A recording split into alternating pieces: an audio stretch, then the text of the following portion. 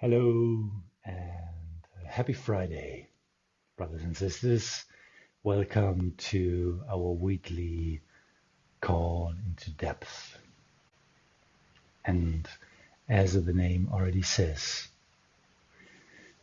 and as the bull on the wall is agreeing to, is that today, again, of course, obviously, we are going to go deep. And we are going to go deep on the topic of how to face your edge from a place of relaxation.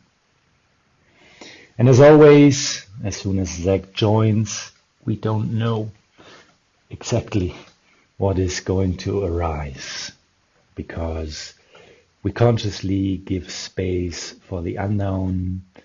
We voluntarily step into the discomfort of not planning what is arising. So whatever is in the space that comes out of this unknowing, out of this leaning back into the trust that the right things emerge, miracles can happen.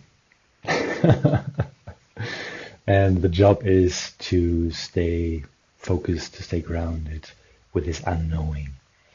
And at the same time, this leaves a lot of space for you to make this a conversation. Not just between Zac and I, but between you, Zac, and I, or whoever also wants to join. And this can be by sending us questions in advance or posting a question while you're looking. Even when you're looking at the recording, feel free to post a comment and we will keep this conversation going. There's also the option, if you want to face that for yourself, or maybe even are comfortable with it, to jump on this live call with us.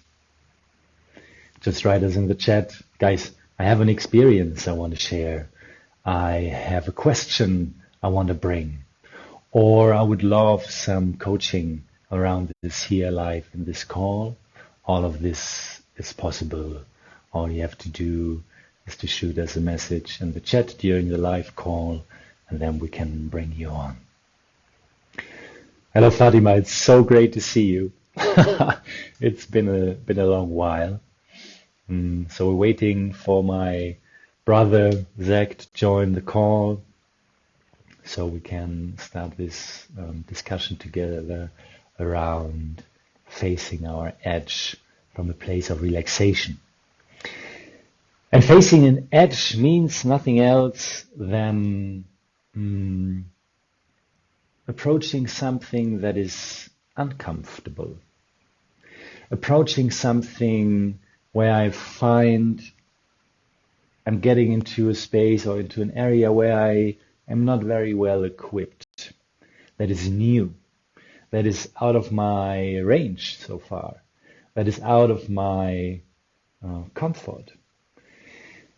And it can also be a place where you face fear, where you face discomfort, where you face all kinds of closures, and facing those from a place of relaxation allows us to stay grounded in it, allows us to be connected to our strength, and how that works and how that could look like, we will figure out today, probably. Hello, brother. How are you doing? Hello, I'm doing well. The journey to getting on these live calls is hilarious. Took me to like 3 different places. So you have to take a car to find the button on Facebook to get live? Well, no, I had a couples coaching session that is in person that just went super deep and took some time. So Yes, beautiful. I'll do the call from here. Yes. So what comes up for you, just to throw you into the ice cold water immediately, Yes. when you're here facing your edge from a place of relaxation? So an experience or something you want to share around that comes up. I mean, what happens immediately is like this Mm. closure in my heart, actually, of like um, knowing the beauty of the So you're practice, but breaking off. I how. guess you're on the edge of internet as well. So maybe you find a place where you have a better connection, and I'm gonna face my Can you hear me? edge of going into silence for a moment. I have full bars. I lost you there. Yeah, now you seem to be back. Okay, yeah. So I have Mm, full bars, and you were clear the whole time. So mm, interesting. All right, can you start over? yeah, it brings up fear. Like it's interesting Mm, facing my edge from softness. Initially, when you said that in the moment, it brings up this tenderness. It brings up this like um, real soft, sensitive part that, yeah, that is like, yeah, it just brings up a tenderness of what it means to actually walk towards something intense softly, hmm hmm of what I'm actually doing to myself. There's the scared part comes up of as like this, uh, be slow with me in this, and then toward then the if you want to call it wiser, fiercer part is knows the value. And but then yeah, that's that relationship of if I'm really softly dealing with my edge, there's slowness for me to I have to really gently walk towards that and really honor all parts of me and move at the speed of my most scared part if I'm actually doing it from softness. I'm doing it from mm, relaxation and ease. yeah, that's super beautiful. I can immediately feel there's a part of me who resonates and doesn't want to show it. Yeah. Um, yeah, thank you for sharing that. Mm. Kinta, brother, beautiful to see you. Um, my display showed me the notification you want to join on Oh video. yeah. Is this um, true? I'm into that. I, Yeah. I, I guess it is. I'm just gonna approve that and see what's happening.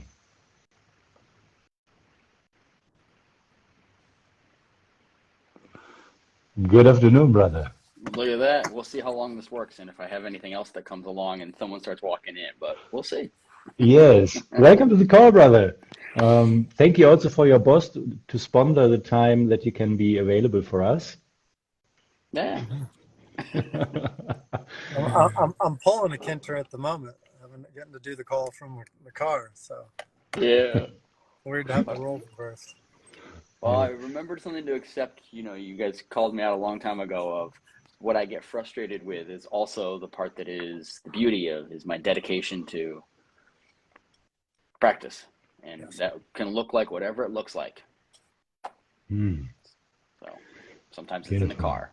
Sometimes it's in a car, sometimes it's in an office. So Yes. what is coming up for you when you're here facing your edge from a place of relaxation? Is there something you want to share? You have a question around? Well, and I just jumped on. So but the first thing that shows up for me was something I think I started to share with maybe just you, Sebastian, but was in my relationship with Kim, there's a lot of edge, right? There's an edge of, am I enough? Is this enough? And Zach, I took what you said to like all the stuff in my jaw of like, ooh, where am I not speaking up for myself? Wherever in life, but this is going to be a place.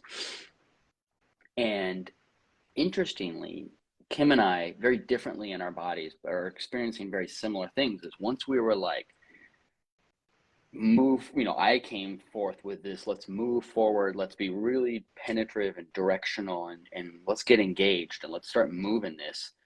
Um, there's an ease. So to that point, Sebastian, of the edge of all of this stuff, speaking truth, speaking up for this from the place of relaxing of, hey, we have a new level of commitment that actually gives me more relaxation in my nervous system. I am coming from a place of feeling more grounded in myself, feeling stronger, and her also feeling it's different in her body, feeling more grounded and more relaxed. So that as we approach these edges of how do you parent teenage and adult children when you're blending a family, that's a big fucking edge. But I'm approaching it from a more relaxed position, so I have so much more to take in, and I'm not pushing back things. So I'm not going, ooh, you know what, my daughter has kind of a temper, and how's that going to be like? Ooh, I'm like, it's more of like, yeah, my daughter has a temper. How are we going to do this? How are we going to open this up, Kim? Together, what are we going to do? So from the relaxation, there's a lot more space to, I want to say, see things. Like, I feel like my vision just went like this, you know? Mm-hmm. And it's funny because when something threatens it, it's like, whoo. And then but now I felt it, now I have felt it. So I'm like, okay, let's bring this back open a little bit. And I'm feeling it everywhere, with that. So. What do you mean? Can you give me an example or two? What do you mean with everywhere? So anything that was outside of like the real norm, in relationship with Kim, I used to get a little nervous about, and I could feel it in fucking bug. Could feel it in my body, like a tension would just show up about, ooh, this is a little bit different. So the other day, Asa was with me when I was talking to her about, Kim and I getting engaged, and we were walking around my town, and I'm like, oh, let's go visit Kim. She's down at the gym working out. And so after we left there, Asa was like, hey, maybe I want to do some of this exercise. I've been wanting to get Asa into something to move her body, right? And so we started exploring this a little bit. So today I'm picking her up. I'm going to leave here right after this call. I'm going to go get Asa. We're going to go home. We're going to change, and we're going to go to the gym together. And it was like letting Kim know, like, hey, so this is a little of this piece of like, that would be something where I'm like, oh, my teenage daughter, my girlfriend, and I don't know if I want to mix these two things. And now this more openness to like whatever will be is, hey, it's my baby girl and my fiance. let's see what the fuck happens, and realizing, like, being open to what happens. Asa may hate that. She may fucking hate this workout, and I'll be like, all right, we learned something, as opposed to, oh no, she didn't like it. How does Kim feel about that? How do I feel about it? What does it say about, just being open to, okay, we learned something,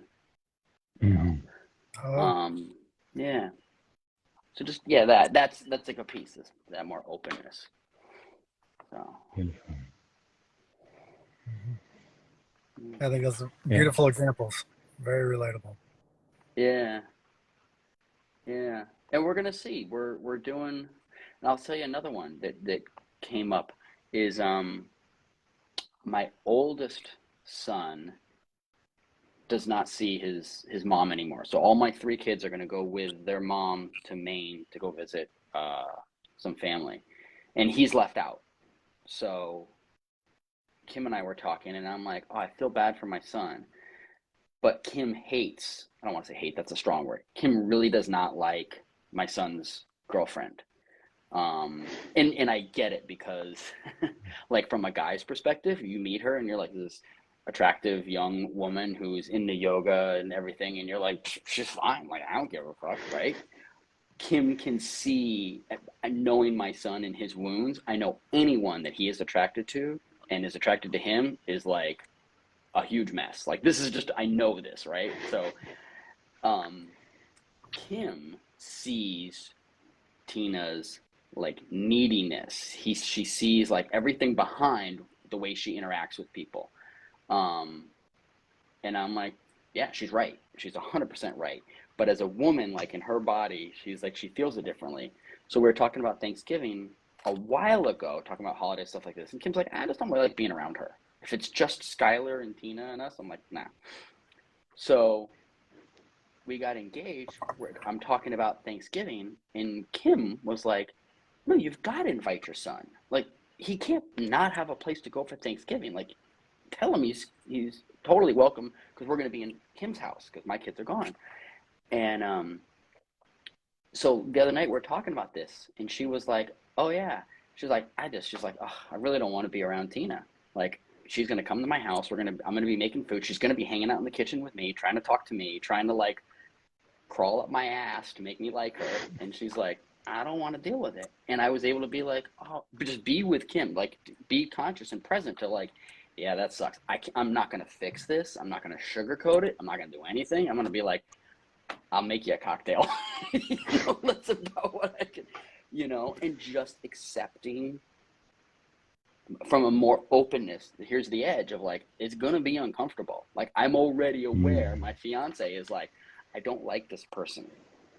And your son, who I love, loves this person. So I've got to deal with this person, but I don't like her. And I don't have to change that. I used to feel like I've got to get in there and change this now. I got to make everybody happy. And now I'm more present with that friction and that tension, but also like, it's not my job to make everybody happy anymore. And that's a big shift, and it's sitting right on that edge. Yes. Funny for me, that brings up, I just want to tussle with needy Kim. Or not Kim, needy, yeah, that's her name, isn't it? Kim's my fiance. Yeah. Because to me, like, when people have that strong a disposition, it's not like she hates the way she treats your son or this thing. She hates how needy she is. And so for me, I'm like, oh, there's only space for one needy woman in this house. Like, just, I would poke the shit out of that one. But that's my game. Well, and I also lovingly bring up, like, because if you dislike it that much, you usually got it. Well, here's the thing with Kim. This would bring, so with Tina too, and it's a little of the neediness. If I simplify that, it's really the shadowed woundedness she feels from Tina, and the manipulativeness. Yeah, she feels that manipulativeness where I am like, and I can fully see, I'm like, there's a big trigger here, because the girl's actually, she's fine. When she shows up, there's nothing that she does that is rude. She does all the dish. I'm like, when she comes over to the house for dinner, I'm like, sweet. She eats about this much and she cleans up everything. I'm like, she can fucking come over anytime. Easy on mine. My son, like, was fine.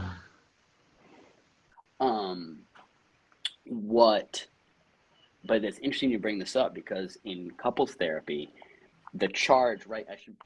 In my book, the charge that Kim and I have is for me to bring anger, fierceness, fire, passion, just directive, all of this, right? However this unfolds, which I think I've seen with Sebastian, me asking Kim to marry me was being in touch with that same sensation of anger, that same sensation of fierceness and fire, and, like, develop it. So it comes out in all different ways, but it was the same feeling. Kim's direction is to get needy, specifically to me, because she absolutely takes care of everything herself. So she's got this internal resentment about it, and I'm like, bring me your needs. And even in the past, I've realized she's brought needs, and she's like, well, I brought them to you and you dropped me. I'm like,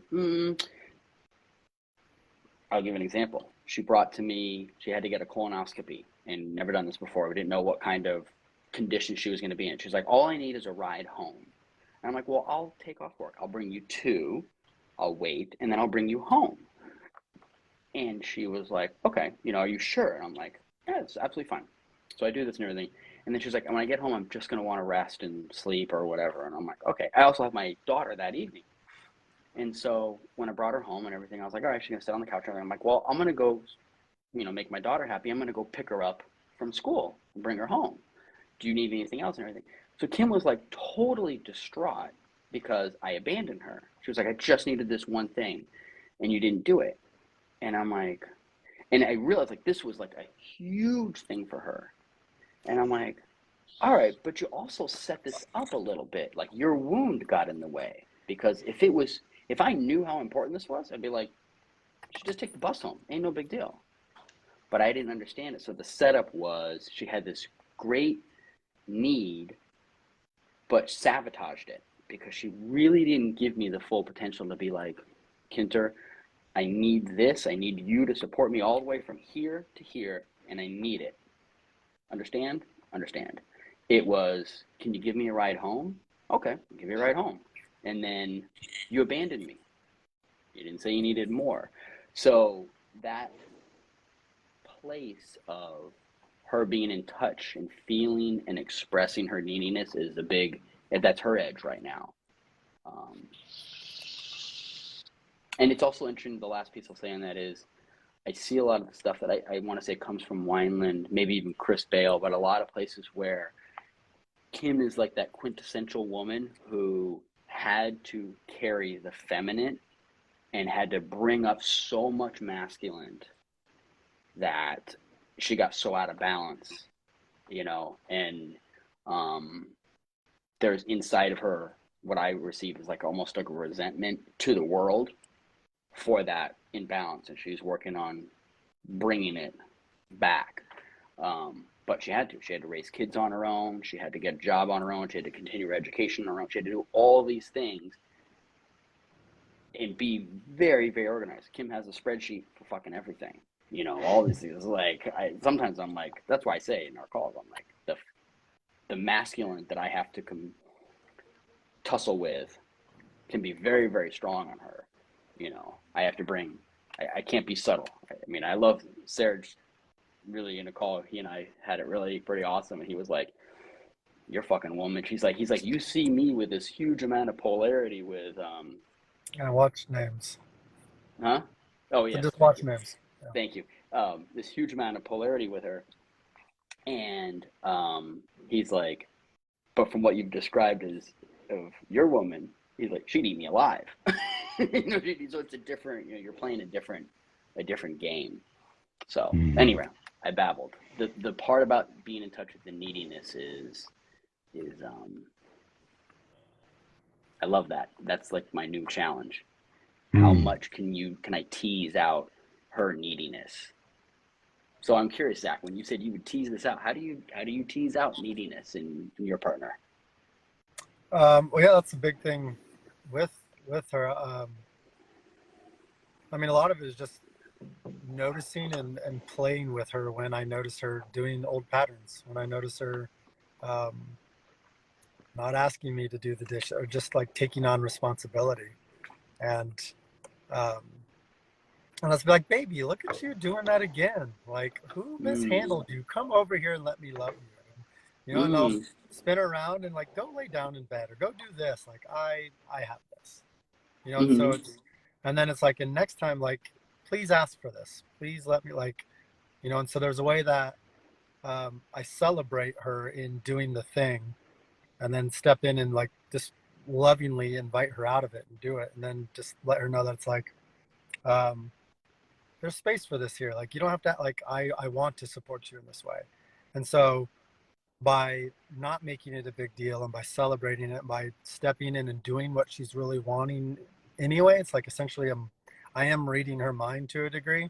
But then that allows her she's gotten more and more comfortable asking. Because I've seen when she's not, I can feel like, oh, you just did your little thing. You have this desire, but instead of asking for it and being needy, you just went right ahead and did it. Like, no way, darling, not here. Not with me. I love that. How do you approach a situation that is more edgy for you? Because it sounds like you're pretty much settled in that and have this. Are there situations that are more where you face your edge and where you found a new approach to bring a relaxation to it? I feel that.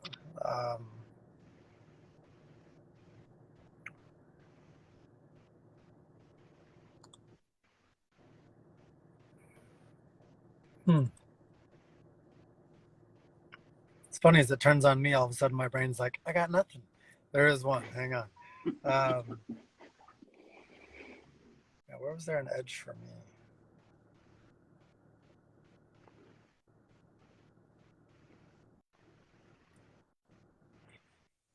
mean, I guess in that, the one I'm thinking of, it would be quite similar. There'd be ways that, but mine was more like an edge of getting vulnerable, of actually requesting what I needed or being able to say no. So, I mean, I'll share this. It's kind of similar to yours with like she's getting something done and I would just go out of my way, or drop in a nice guy and go out of my way to do all these things. And the edge for me was to say, no, that is a disruption to my day. Like, she would be getting ready for work and I'd be like, oh, can I make you a latte? Can I get food ready for you? Can I do this? And after a couple months, she's like, that actually, like, you know, it feels worse. And I was like, yeah, it's like, it doesn't actually feel good to me. It's not a genuine care. I'm doing it out of like habitual response of just, let me make up for what I'm not over here by doing this. And so, yeah, so it required a lot of softness, a lot of breath when I would notice that urge to step into that, to like, I'd actually catch myself, like I'd still make the request, then I'd have to like, actually, no, I'm not going to do that. Like that's not true for what's good for me today. Like I still love you, baby. What I want you to know is that I love you, and that in order to love me, I need to do this. Like, and she's like, thank you so much. Like, you know, and then she would amplify how good it felt for me to love me and not to pander to her to try to create love, to like just share what I'm wanting to convey is that I love you, and that is a big disruption to me. That doesn't work for my day. It totally messes up, like shortens my practice, shortens all the time I have to go, like blah, blah, blah, blah, blah. So that was more of an edge that I felt uncomfortable not abandoning myself to try to care for her. And so I had to learn to lead. Essentially, I just turned it into a joke to where I would do the same thing. I'd be, look at me doing my thing. So here I am trying to like give you all this love instead of just coming and giving you a hug and a kiss, telling you I love you and coming right back to me. Look at me trying to spend the next 30 minutes avoiding my own responsibilities. Yeah, that's beautiful. I can very deeply relate to that in terms of when I am with my woman who is very well trained in processing stuff. And sometimes it is just not the right moment to do that. Or because it will harm the polarity in that moment to go into a therapeutic approach, or because I am already in the orange zone and I am exhausted from the day, or I'm overwhelmed by something.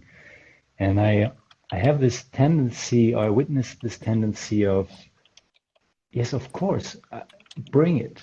And it comes from a similar place that I was hearing you talk about from, I want to be strong for my woman, and I want to serve and I want to help, but actually I'm avoiding me in that. And I don't want to feel this overwhelm or this exhaustion. I don't want to feel the narrative of I am too weak to hold her in whatever she brings. And this is something that stepped more and more into the foreground because it always goes to shit when I come from a place of exhaustion and with an empty cup try to fill someone else up. That just is doomed to fail from the beginning. So starting to step into, I hear there's something there, and it's beautiful that you bring that to me, but right now I am not able to receive that. Is it okay with you when we do this tomorrow? Do you have time for this at this and that time? So that would be an ideal scenario to, bring this to a new container in a time or in a space when I feel more connected to myself or more grounded. But the edge actually beyond standing up for myself in those moments is facing this inner dialogue of no, when I take care of myself, I lose her love. So there's a lot of inner judgment around keeping my own boundaries within me. And that's the actual edge, to allow myself to hear those voices and to feel this this almost like a collapse, like my shoulders being there and not having the energy in the body at the moment, and allowing to feel quote unquote weak. That's the true edge, and not avoiding it and pushing it away by numbing out or by overstepping my boundary and trying to help. That's an edge that is intense to me, and that serves me a lot by facing it as softly as I can. And I'm not always able to do that. Yeah. Yeah. How could you apply the topic to that? How, like, what would walking towards that softly look like for you? So the first step I did was doing this in the outside of saying, hey, I hear you want to share something. Right now I feel exhausted and I cannot be fully here. So I'm not ready to receive. So that was the first approach to that. And then the edge within myself is to actually give it my attention, and not just run off and do the next thing, but sit down for a couple of minutes and feel it. And sometimes it helps me to find a strong seat or take a couple of breaths before, so I'm not coming from a collapsed place to approach that. And then I slowly find the connection within me to the physical sensation first of how does it feel to not be able to hold my woman in this situation. And this is usually, as I said, a collapsed chest. Sometimes there is like a growling in my stomach, different ways. But this allows me to get in contact without falling into the narrative of my head fully. And so that allows me to step one step closer. And from there, when I am in contact with this and I feel I face it, but I'm not falling into it, then I can go one step beyond and listen to what my head wants to tell me around that. So it is heard and can move on.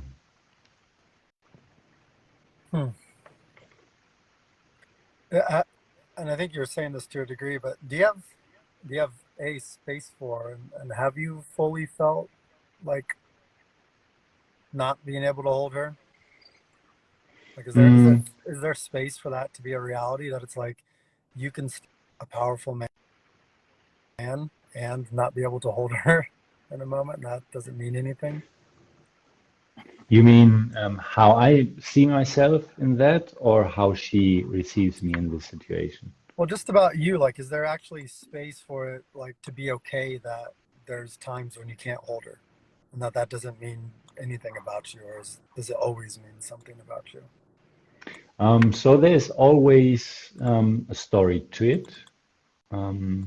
There's always a narrative around it, but less and less I feel this taking over the control. Gotcha. It is rather the process for me to allow that more and more came actually through seeing how I feel when I hold my boundary. And this is that I walk out of the situation still being in connection with my woman and also being in connection with myself. So I haven't abandoned me. And so I leave this situation with a more in an upright posture, and also I can see it in the us between me and her, that it is a service, because I'm not neglecting what she wants to bring, or I'm not judging what she brings, and I receive it through her as being clarity, as being a leadership. And this is something that both of those aspects, I can feel in my body that it's something shifting, that it's getting stronger in the body, the sensation of, yes, that's the right way, that's following my truth, and it becomes stronger than the narrative that I witness in my head. I have a lot coming up with that in multiple ways. I'm wondering, does she receive it well when you say, like, I'm exhausted and I just need to go be by myself? Like, In the moment, usually not. yeah, that's what. Okay, yeah, But that that makes doesn't sense. say that it is a service. Yeah, to shape that, it's like, yeah, what I hear is like, there's this way that you could own it just a little differently. Of like what I'm hearing is like I thank you for bringing that, and because I love you so fucking much, or like because I'm so committed to loving you so well and to loving myself so well, I need 3 hours or 30 minutes or whatever before I can meet you in that. Something like that, because like what I hear there is only acknowledgement of where you're at. It's like I hear you want to bring something, but like there's not an acknowledge of I see you feel scared or activated or desiring something, and I so can't wait to meet that. I love you so much. In order to meet that in the way that I desire, like I need, like, can we do that in an hour? Can we do that? Like, because it sounds like there's a way that it's just I'm tired. I don't have space, and it's one form of boundary, but it's not like reminding her that you love her and that this is in service to upholding a standard of love. And also not, I hear that there's like a wound for her of there's not this time of when your love is coming back. It's just this, I can't meet this right now. And she just gets left in this, well, when do you come back? That's something in that. That's what I hear is this way of like reminding her how much you love her and how much it matters to you. And you're doing this for both of you in service to this thing that matters to you both. Yes. And you'll do it at this time. Yes. Yeah, I already, and Kinta, jump in whenever you want, right? I got a few here. Yeah. I already recognize the shift in putting like a new container up. Like right now it doesn't work, but I'm open to receive it then there. How does it feel? How does it work for you? Because it's not like, okay, I'm out for infinity. Please don't come back with this again. It is implying I'm able to receive. But what I hear and what you are sharing is to make that more explicit from which place it comes and what it serves. Yes. It serves our love, I love you. Also seeing that you are upset, that you are afraid, that you feel lost, whatever it is, already acknowledges what she wants to share, and thereby provides her feminine with you are seen already, which would have happened through the conversation anyways. So beautiful reflection. Thank you. Can I share something? Kinta, yeah, go for it. So there's like this theme that I'm hearing, because it's almost like I love the simplicity in things, like, right, wherever I can find simplicity. And it started when you were saying, Zach, about how you see in your woman that she's doing something and you kind of play with that, or you see in yourself. And it reminded me of, yes, the times in which my woman, we can use names with our own person, right? Yeah. Okay. There's a time when Kim, when I take the time to see her, and what you said there, and Sebastian, this goes to what you were just saying, but seeing yourself, when you take the time and the conscious directiveness to acknowledge what you're experiencing. Ooh, love, I'm experiencing you like this. I'm experiencing you needing to do this for yourself. I'm experiencing, and then that piece of your own feeling. So when you were talking about, you want to make a latte for her and you realize that's not in alignment with what you actually need to be doing. What I've found sometimes for myself in there, and Sebastian, this kind of goes to the whether you've got space or not, or whether you can meet a request, is like really acknowledging everything that's going on. So there's a request that can't be met, and I acknowledge I got feelings about that, you know, and really like keep going into being present with those feelings. Like, hey, I really want to do this because I really love you and all of this. And maybe you don't have to say it out loud. Maybe you do. I'm also feeling like, oh, I'm a little weak right here. And I'm feeling like, ooh, is my little boy actually feeling like, hey, man, have you got this? Or are you going to like make her want to go away? Like, just keep peeling back the layers of what are you acknowledging in yourself and in her and being present. And then almost whatever decision comes after that almost matters less. So I'm saying specifically, like, I felt times when I'm like, I'll walk into Kim's house and I'm like, I don't want to fucking clean stuff up. But I see that she's overloaded and I'm like, okay. In the past, it would be like, ooh, I just am going to go clean this stuff all up so that mommy likes me. And then to son and go like, I don't really want to clean this shit up. And I know what the feelings are. I know what this is. I don't want to. I'm going to choose to because I actually know that she needs this. This is actually going against some of the stuff and like actually just acknowledge every piece of it and then make a conscious decision. Like right now, this actually is robbing me a little bit of what I want to do. And I'm going to choose consciously, knowing it's robbing me, I'm going to choose to do it.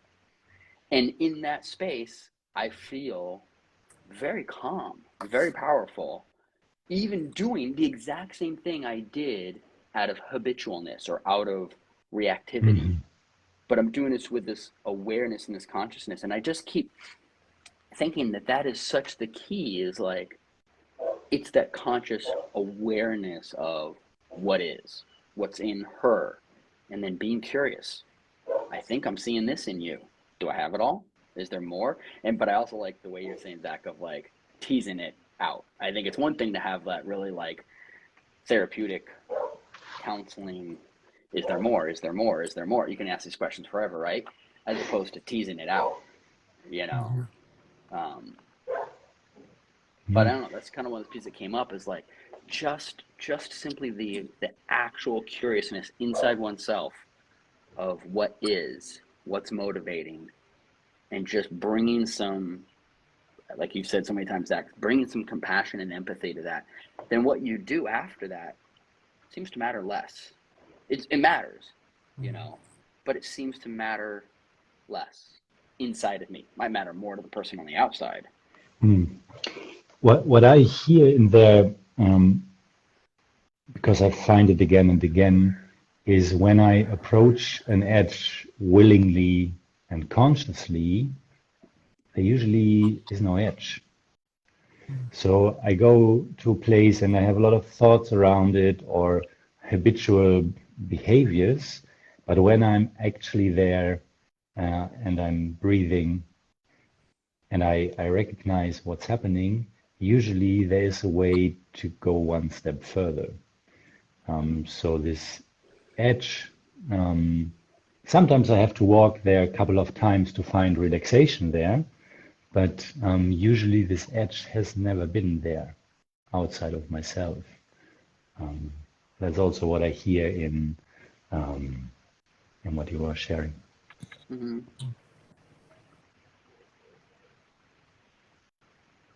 Yeah, I don't know. Sometimes I feel like the edge can still be there for me.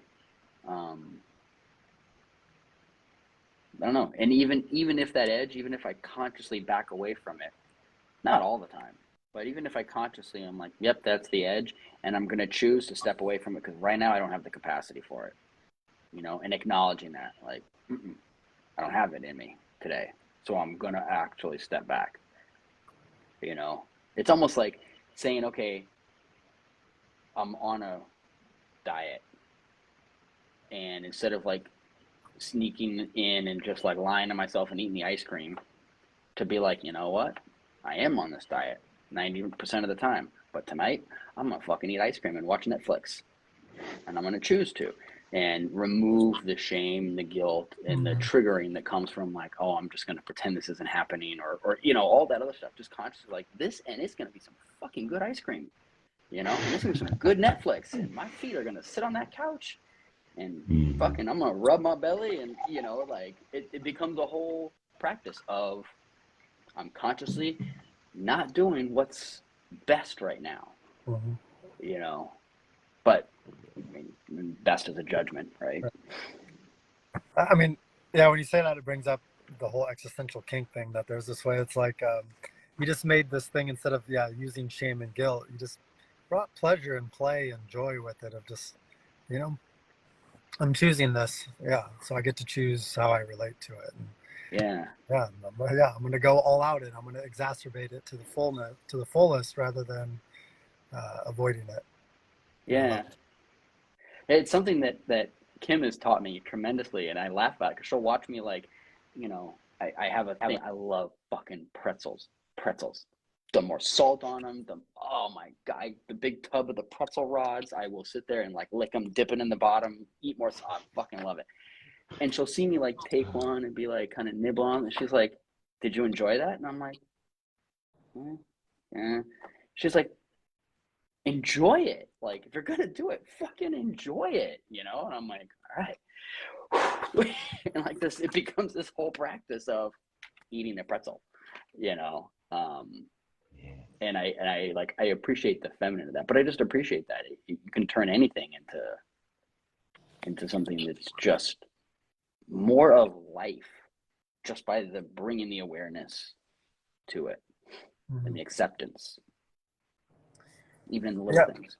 And so that, to tie this into like a practice, and we talk about this a lot in the videos we've shared, to me that softness always comes back to my breath, and what I do consciously in response to my body. You know, and this, we've shared it as down, back, and wide, and, you know, grounding, leaning into your throne, feeling your kingdom. But that's that aspect of relaxation, of softness, that starts always in your own breath, your nervous system, my body. I'll say yours starts in my breath, my nervous system, my body. And when I meet the moment, and I literally relax myself to it, everything's easier. All the stuff we've been talking about unfolds. And so that's the literal practical way I do that, is through my breath and through choosing ease rather than the tension and the noise and the thoughts and the stories and the things. That still comes up. It's what do I do when it arises, is practice. Yes. Yeah. And also, what I found, and that is very fascinating also around my edges, is that I again and again find this habit of, when it's not painful, it's not worth it. So learning through pain, right? So meaning I'm not approaching my edge and lean into it. I'm just running over it, and then I look back, and then I fall back literally, because I have to take care of all the wounds and all the hurt I cause myself. And this goes along, the more and more I am discovering that. And I think this is going to be a lifelong process for me, is do I need this to feel? Do I need this to prove to myself that I did enough, that I am enough? Because I ran so far over my edge that I couldn't have gone further even if I wanted to. So I don't have to judge myself of not having done more, of not having given more, and so on and so forth. And that is very fascinating to me, because I thought I would never find that in this kind of practice, but it comes up. So this urge of intensity somehow. Oh, it's beautiful. There's since our call with death, that is, I never really understood. I've always heard make death an ally, but it shapes into this, with this sense of ease that I never understood that. Like, I got it, like my mind was like, okay, make death an ally. That sounds wise, but what the fuck does that mean? Um, and when we were exploring that last week, and that image of death literally being right behind me, like yearning to feel the moment, but not actually being able to. That is like I was getting that gift, and death was right behind me. Always, like this reminder of like, when you take just one step back here, that all disappears. Don't take it for granted. And it's unfolded when we're talking about, meeting my edge with ease, and that it started to be that now when sadness or hurt or tension or these things comes up, as I start to soften into that, there's this practice of savoring that's starting to come out. And I'm like, when death will pipe in and he's like, you may never feel sad again. You might die before you feel sad again. Do you want to miss taking in how rich sadness actually is? Or you may die in this upset with this. Do you want to skip feeling this? To run into this thing. And so, this aspect of savoring, like once it's a later process of once I'm able to soften into it. But it's just really been interesting how those have started to meld together. That death occurs to me is very soft and it's not this abrupt thing. It actually occurs as this very soft way of meeting the edge of life, although it's very intense. But that was just coming through that I'm learning to like savor my edge, because it may only be my edge this one more time. I might actually learn from it, and I'll never actually get to feel this edge again or feel this thing. And do I just want to rush past that? And the answer has been no. Like there's starting to be this immense richness coming through, closure, or like this like bubbliness in my heart, and all these different things that when I actually slow down with them and meet them, they're fucking beautiful. There's so much life there. And it was just that little shift in perspective that's like, oh my God, like my sadness is freaking beautiful, but when I'm trying to fix it or change it or see it as a drama or a problem, it's not beautiful. But when it's this thing I won't always get the opportunity to feel, and I actually feel death's longing for it, it becomes more potent. So I have a request for you. Can you lead me and everyone who's interested into a couple of minutes of going into this deeper? Because what just happened is my woman walking through, and I asked her today only one thing. Between 12 and 1, I have a live stream. It would be amazing if you could be quiet or don't run through. What happens is she ramps open the door, is outside in the kitchen now, making a lot of noises. I'm not sure if you can hear it, so I feel a lot of anger coming up.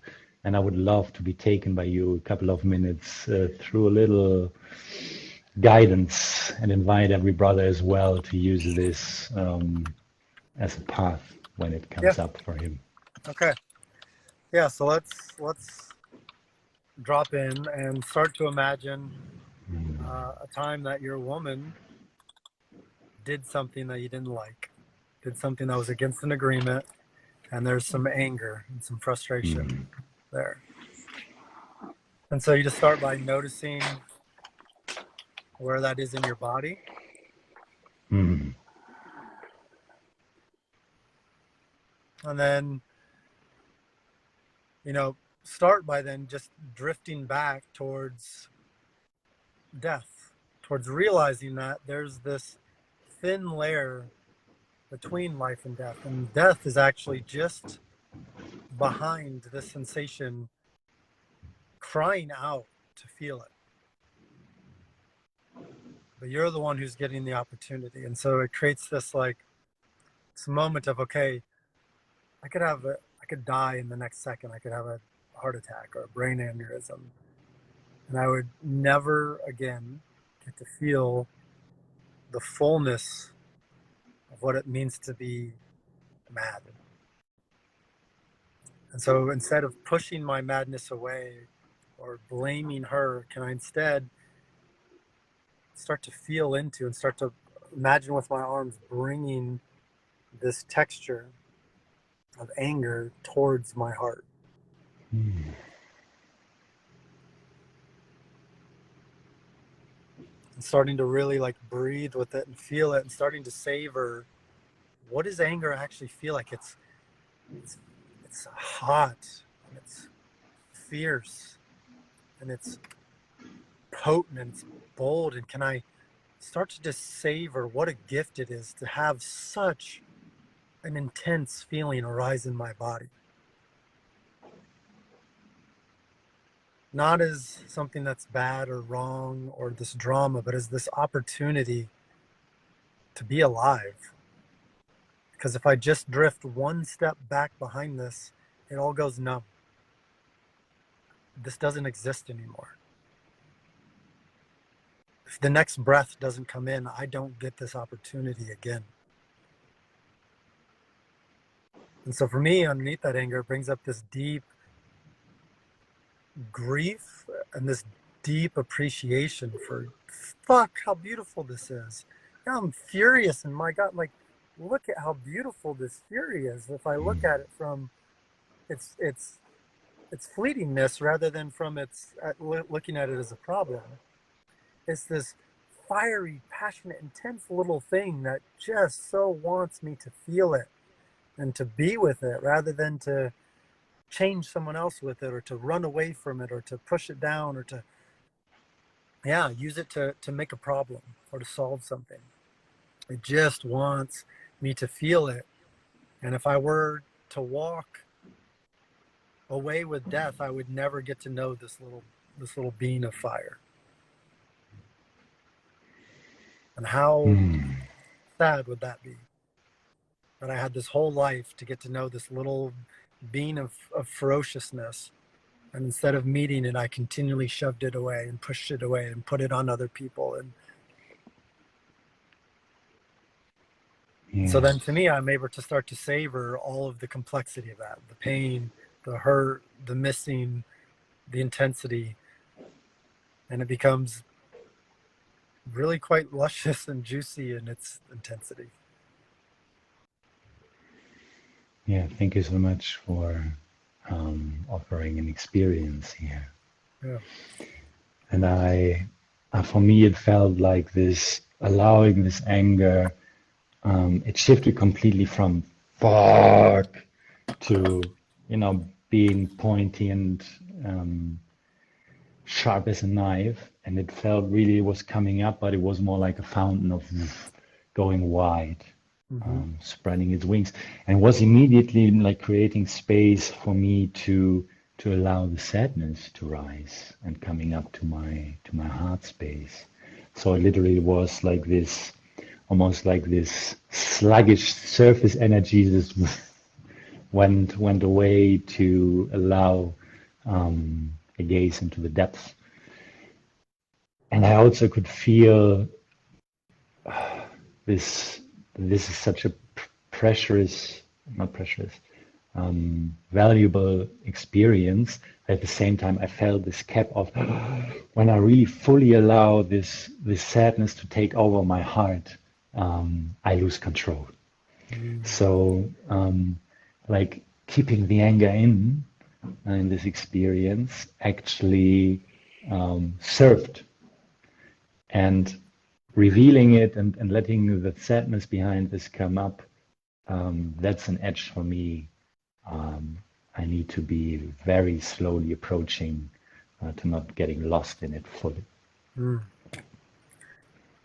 Thank you. And I would encourage you to set a container to get lost in it fully. There will be something beautiful there. It's cool when you talked about it becoming a knife. It brought up this really interesting way. But I was like seeing anger, because anger wants to, it's both a boundary and a liberator. And so it's this way of like, oh, is this anger coming from like my love, or is it coming from my ego? Is it coming from a frustrated place rather than a devotional place? And that same knife, it's like I see it turning in, and I can really softly like I don't know if you've seen those videos where they like cut one layer of a balloon at a time with multiple balloons and it just peels off.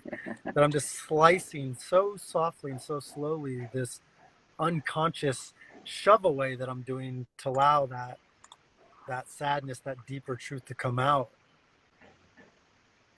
Yeah, and so the anger gets turned in service to like this space for this deeper hurt, this deeper sadness that was there. It's like underneath that. Yeah, because then it's not this fire hose coming out. It's this, you get to set a boundary from how much you value this or how much you value being respected or these different things. And it comes from this place of, God, it hurts so bad when you don't respect my request, rather than what the fuck's the matter with you? You know, it's this place of revealing that rips my heart open when that happens, when I request this thing and you just walk right through it. Like, that's how it occurred for me is learning, that blade gets to turn in, but in a loving fashion, not to like dice myself up, but to liberate my own blocks from my own ego. Like how I can,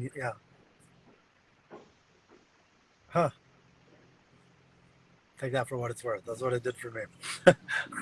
Yes, I love that. So we are also approaching an edge time-wise. So to approach that with relaxation, I want to say thank you, Kinta, for stepping up, showing yourself and sharing your edges and your processes so vulnerably with us.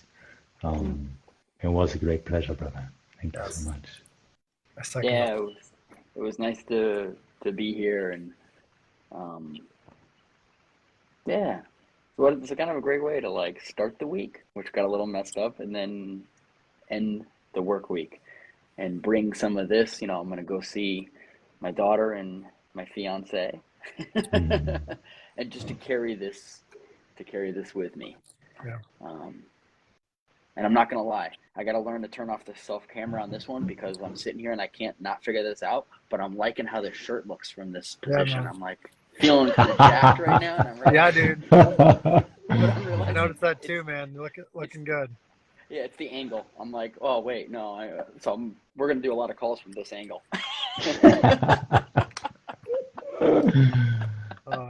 Funny, I just see you in this moment, like, you know, kissing your bicep and just owning it a little bit, like that's what's. Oh yes, nice. Beautiful. Now we've reached a level of comfort. I mean, actually, never mind. We've reached a lot of levels of comfort. Yes. So, awesome, brothers. Love you guys. Thank you so much, Zac. Love you guys. See you very soon. Love you guys. Bye.